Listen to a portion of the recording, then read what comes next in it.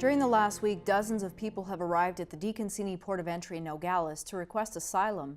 Customs and Border Protection says the agency's policy is to keep family units together while at the ports to the extent that is operationally feasible. This week, we visited Nogales, Sonora, and spoke with those waiting to be processed. Sí, nos traerá agua.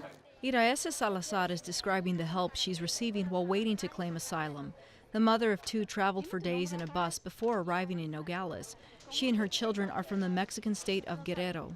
A pedir asilo para que me ayuden a To ask for asylum, so they help me cross with my kids, so I can help get my kids ahead, so they can get an education. Que tengan estudio. Iraesa says in her country there's word that now is the time to come to the United States. When I ask who's helping share that message, she only says people. They said that they are giving asylum to cross. So I told my family that I'm going to come and get asylum so they can help me with my children. This port looks different than it did a month ago. In August, we visited and didn't find any families seeking asylum. Volunteers in Nogales say the families sitting here began arriving over the weekend. We're all getting together in the different organizations. Panchito Olachea says over the summer, shelters provided lodging and food and then closed when there's no longer a need.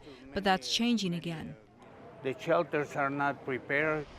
Todo bien. They're offering everything from snacks to medical care and diapers. It's a scramble for volunteers, but they say they're doing the best they can. Panchito worries, though, that the journey north ends here for these migrants. These people don't even have a clue sometimes what political asylum is. But we have to pray very, very hard because when you hear them talk, they don't qualify, a lot of them. In a statement, Customs and Border Protection said officers document asylum claims, process the claimant, and then turn them over to ICE's Enforcement and Removal Office. The agency says overall the number of family units crossing the southwest border is up nearly 142%. This summer, Border Patrol agents in Arizona have encountered large groups of migrants. The agency says smugglers tell them to surrender to agents once they've crossed the border.